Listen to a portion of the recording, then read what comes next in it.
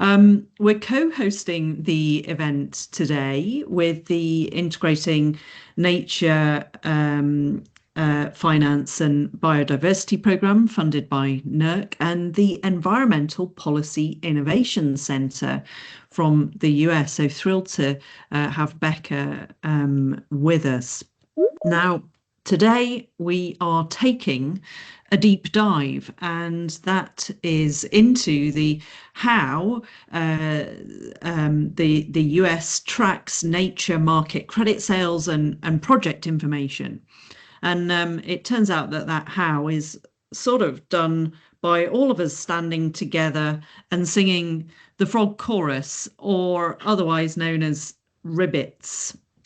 So here to tell us about RIBITS is Julia McCarthy, and Julia's research associate at Uni of Edinburgh as well, and the Wild Salmon Conservation Manager at Fisheries Management Scotland, and Becca Madsen. Becca, welcome, who is Director of the Restoration Economy Centre at the Environmental Policy Innovation Centre, EPIC. So I think that's enough from me, and I've covered all the housekeeping. Shout if I've missed anything, Julia, and probably over to you. Thanks, Hannah. So I'm just going to start the presentation here. Thanks everybody for coming. We're going to be recording kind of the presentation part of today, and then we'll turn the recording off and do quite a lengthy Q&A and hopefully some good scintillating discussion about RIBITS. So as Hannah mentioned, this is really a deep dive into how compensatory mitigation banking program in the states works, how it tracks credits, and the sites that are generating those credits. So RIBITS is a treasure trove of information on mitigation markets in the states. There's a lot of jargon that you need to access that. So kind of one of the goals of today is to introduce you to some of this jargon that you need in order to navigate the system, and then to show you where to find some interesting information and some good project examples. And then, we'll also highlight some of the challenges with the existing repository and tracking program, and then where we think that maybe some tracking programs could go from here. So let me see to get to the next slide. Whoops. Let's move this over. Right. So I just want to first I think it's important to just provide a really broad overview and context of the nature markets that we're talking about. And so I think that conversation really has to start at this 40,000 foot level, which is what drives demand and participation in nature markets. So you have kind of various different use cases for nature markets based on compensation or contribution, and then these will have kind of voluntary drivers or compliance drivers. And so I just want to point out that today, the ones that we're talking about that are all tracked in RIBITS are offset markets, where they're basically compliance-driven compensation actions that are compensating for unavoidable impacts to, in the case that we're going to dive into specifically, aquatic resources, but also conservation, species, and water quality trading. So these are kind of the three different types of markets where information can be captured within this RIBITS tracking system. And so just to highlight, all three of these markets that are kind of housed within RIBITS are government-led markets. They're compliance or regulatory markets, and they're compensation markets. So they're really driven by statutory and regulatory requirements to offset unavoidable impacts. So what do we mean when we talk about methods of compensatory mitigation? So there's really kind of four categories of action that might happen at a mitigation site in order to create this offset of impacts. So we have restoration, which is rehabilitation or reestablishment of aquatic resources where they may have formerly occurred but do not currently occur.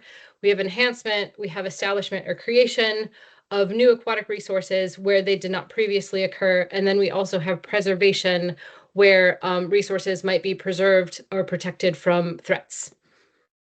I put this slide in here. I know that we're talking about tracking systems today, but you can't really talk about offsets without highlighting that offsets are effective. These types of markets are effective when offsets are the last step in a well-implemented mitigation hierarchy.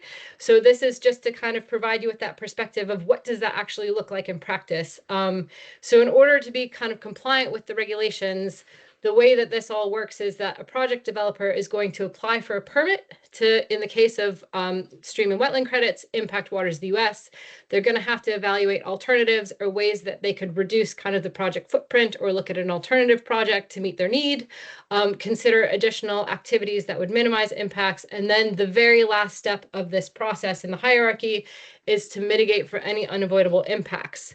And this is where we are talking about mitigation banks and in lieu fee programs, which is what is tracked within this register that we're going to talk about today. So the regulations actually highlight a preference for purchasing mitigation bank credits or in lieu fee program credits over permittee responsible mitigation. So just to kind of then think about what this looks like visually. So permittee responsible mitigation is really where kind of the person who's coming in for the permit is also doing the compensatory mitigation, and they're kind of retain full responsibility for the successful delivery of that mitigation. When we're talking about banks and in lieu fee programs, this is where you're talking about kind of a different market role where you have an offset developer. So in the case of mitigation banks are sites or suites of sites where resources are restored, established, enhanced, or preserved. So these are the operations and use of mitigation banks is governed by what's called a mitigation banking instrument, or an MBI. And this is a very important piece of jargon for today. And then similarly, you have in lieu fee programs, which operate differently than a bank, but effectively fees are paid to a government or nonprofit entity to satisfy the mitigation requirements. And the operation and use of in lieu fee programs are governed by an in lieu fee program instrument or an ILF program instrument. And just to point out, this is kind of where you start to see the influx of private investment and private capital into markets. So I just wanted, before I turn it over to Becca, just there's a lot of kind of specific terminology outlined in the regulations, and this is the terminology that you'll see throughout the documents that are on RIBITS. So I just wanted to kind of frame some of this within kind of the process of what it takes to develop a bank or in lieu fee program. So it starts with what's called a prospectus, and the prospectus really covers, the initial sketch of like the who, the what, the where, and the why of a compensatory mitigation project. And in the draft stage, the interagency review teams are looking for fatal flaws, red flags. Then that prospectus gets finalized, and this is where the public is able to engage in the process. So the prospectus will go out on public notice, people will be able to review it, provide comments, and then the lead agency will give the thumbs up or thumbs down for the project. And then if they get the thumbs up, it will go forward into developing the instrument. So again, you have kind of this draft and final instrument phases with interagency review team oversight and review. There are kind of 12 required elements for every mitigation plan.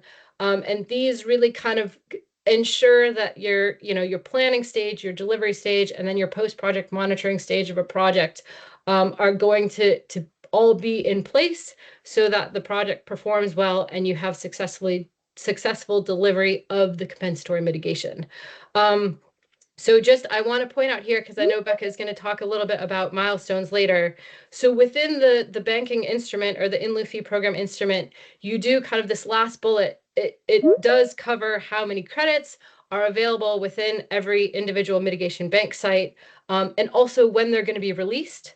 And so this will be based on different milestones. So a lot of times you'll see an initial credit release that's going to come when that final instrument is signed and you have that binding contract between your lead agency and the bank sponsor, or other kind of administrative elements are put in place.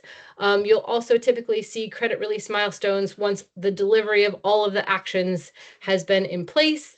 And then you'll also then, some of the credit releases will be held until ecological performance has been demonstrated. And so that's kind of all those elements you'll see packaged within that mitigation banking instrument. So there's lots of information. I guess the moral of the story is there's lots of information that has to be provided for each site that delivers compensatory mitigation in the program. All of this information has to live somewhere. And the somewhere where all of this information lives is RIBITS, the Regulatory In Lieu Fee and Bank Information Tracking System. So not only does this tracking system include information on, project-specific documentation, which Becca is going to walk through a little bit in the demo, but it also covers kind of more programmatic information, which are kind of like the tools, the assessment approaches, the guidance that applies kind of across different parts of the US. And then all of this information can be filtered by core district, by state, and kind of you can look for information by filtering the information in some of these different ways. So that's your crash course in your RIBITS jargon. Hopefully that provides good context for kind of what Becca is now going to walk through when she demos the system. So Becca, I will turn it over to you. Okay, thank you. Let's see, I'm going to share the entire screen here. Here we go. Tell me if you are seeing it. You see? Yeah? Okay, great. Okay, I am just going to dive right in because we want to leave a lot of time for questions. So I'm going to show you two basic elements of RIBITS, and that is the information you can find at the site level for banks and sites, and then this is in lieu fees, but we're going to just look at banks and sites. And then also the information that you can find at national or subnational level in these reports and data exports over here. So let's dive into a site here. It's going to, by default, show you all of the sites across the United States. And the pinpoints that'll show up here just momentarily that are kind of rounded are banks. The ones that are square are in lieu fee. Green indicates that it is an approved bank. The yellow indicates that it is going through the approval process, and the red indicates that it is either sold out or for some other reason does not have credits available for sale. So I'm going to zoom into an area that I have pre-selected and a site I have pre-selected that I know has a good amount of documents available. We pulled it up and we see this big green blob. That is indicating that if you have an impact in this area that we call service area, you can use a credit from this bank. If you're outside that service area, you cannot use it. In some regulatory geographic districts is what they call them. They may have secondary service areas that would be indicated, like an area over here shaded, which would say that if you're in this area, you may also use credits from the bank, but you may have to use 2 times or 3 times as many credits, something like that. Okay, so this landing page for the bank itself is going to give you some basic information, contact information that's going to tell you what kind of credits are available. However, the area where you're going to find the most information that is collected for a bank is going to be in this area here. And every bank should have the mitigation bank instrument that Julia mentioned. That is basically the legal and planning document for that mitigation bank. It has all the elements that are required by regulation. So it's going to have a plan. It's going to have information about financial assurances that I'm going to show you. If you really want to get to know the U.S. mitigation banking system, take a look at some of these documents and look at the table of contents to see what's in them and dive deep to whatever subject area you think is interesting. Now note, this document is 290 pages. I've seen them go up to over 1,000. So I'm going to show you a couple areas, and I have made myself some notes here. So every mitigation bank instrument is going to talk about financial assurances to say that this organization has set aside money and we know that the money is there to be able to implement the restoration, to rent the bulldozers, to restore the creek. I want to just to go from a straight creek into a curvy one. Sorry, I can't remember the technical term. Or to purchase the seedlings to replant the native vegetation in the area, something like that. They will also, each of these instruments will also have some kind of description of how money is going to be collected into a long-term management fund to provide money for long-term stewardship. And it will say who will be the long-term steward of that site as well. So that's definitely one thing that every mitigation bank instrument is going to have. Another thing that everyone will have is an indication of how many credits have been generated by this restoration plan and at what point will the regulatory agency provide those credits for the bank to sell. So it's called a credit release schedule. So for example, these implementation items mean that once you've hit this stage, which we call ecological milestones, you will get this amount of credits, 10% of the total amount of credits that we envision you can get. When you have done this prescribed fire, because this is a bank in Florida and that's the natural system, you will get 5% of your credits, et cetera.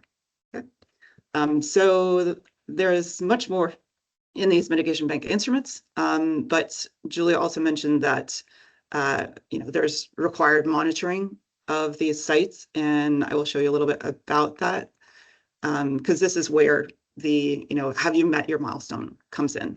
So these documents can also have varying amounts of information. They usually have sort of a general update to the regulator. Here's what's happening. Here's what we've done on the site. They often have pictures about the vegetation and some of the actions that have occurred. In this particular one, they have a very detailed table of all of the different actions and monitoring that has happened on the site. Very often, there will also be information from surveys and scientific equipment monitors and things like that, like this hydrological data here. These are usually all provided as PDF documents. If you're lucky, they're machine readable. If not, they may be scanned. So one of the recommendations that we would make if somebody was going to build something like this in the future is have a way to upload data in a way that is consistent over time, so that you can sort of generate this national data set that can be of value for other reasons. So that's some of the things that you can find at the site level. And you can see there's many other things you can find as well. And we're going to zoom out to the national or state level and take a look at some of these reports. You can expand all of these little triangles. There is a lot of different reports that you can generate. I find it confusing, and I've used it for 15 years. So don't be surprised if that is the case for you too. So this is just a sample of looking at all of the mitigation banks in the United States. You can download this over here. You can also, I always find this like a little hidden. I didn't even know this was here until about 2 years ago. You can select certain other categories of information to add to the data, so that you can see that and download it. You can subtract things as well. Yeah, so that's really helpful over here. Another report that I find useful is Julia mentioned that the types of mitigation methods that can create offsets, credits. And every time there's that little icon that looks like a little graph, it will generate an automatic graph of some sort. So we have this donut chart with the outside showing banks, the inside showing in lieu fees, and these colors indicating the different types of methods that are creating the credits. So enhancements, rehabilitation, the in lieu fees that are created by government and nonprofits are relying more on preservation here. So this provides us with information that we can use for evaluation. We're not supposed to use preservation very much, only in certain circumstances. So seeing that there's a lot of preservation credits may mean that we want to adjust our policy or let the regulators know, hey, what's going on here? There's usually a place to download this kind of data as well. One last place I'm going to show you is in the documents and photos. So if you want to know all of what is collected in these documents and photos, you can take a look at this report. And it's taking a while, so I'm going to go ahead and, is it this one? Is it this one? This one. Okay.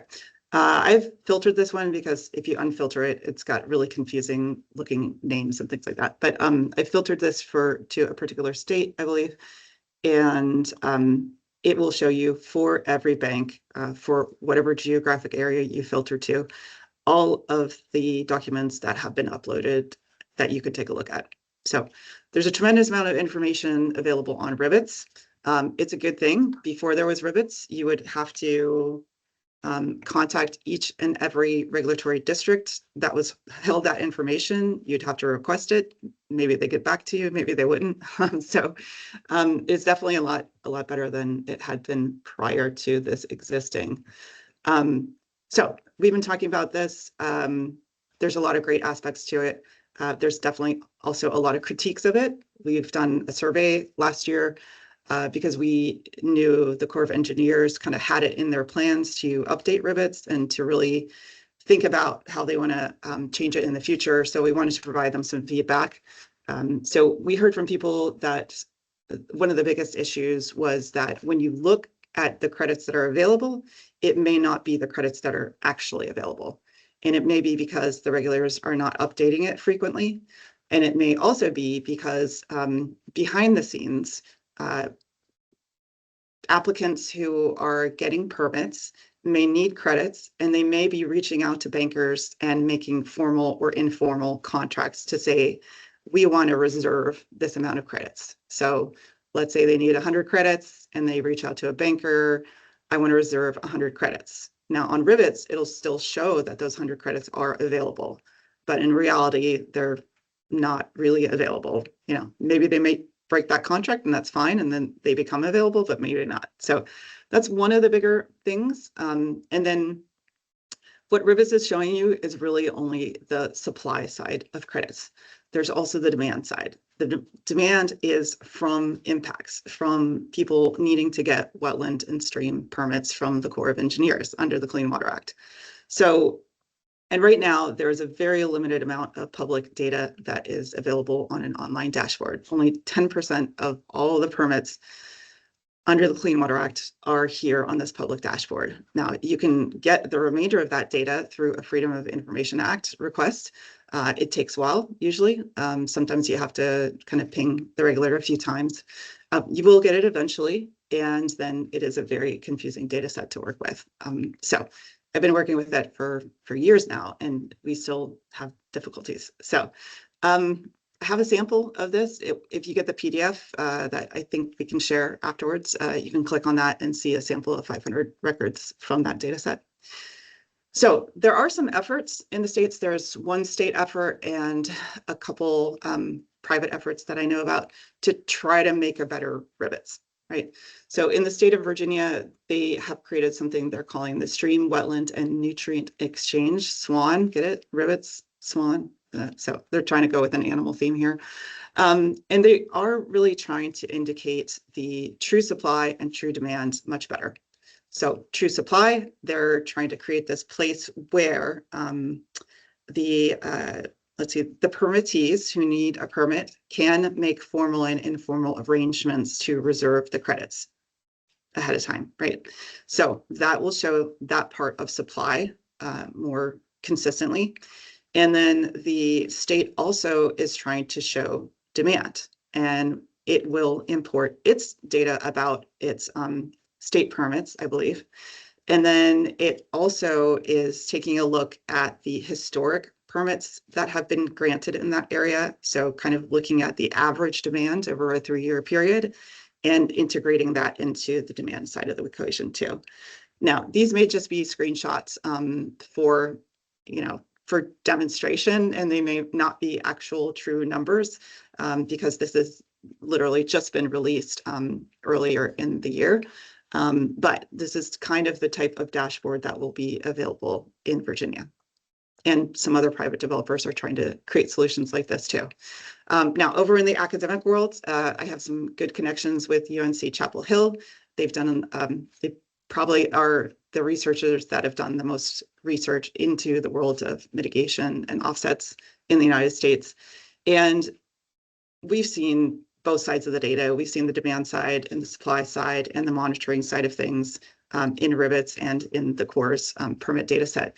And we've tried to create this ideal scenario. If you were going to create a database of permits showing the impacts and offsets showing the offsetting, how would you do it and how would you connect the information? So there's a bigger poster presentation that I can also send around. And I'm sure the professor would love to speak to anyone and try to steer you in the right direction to avoid some of the issues that we've had in the States. So I'll leave it there, and then we can have a lot of questions and dig deeper into different areas that you'd like to.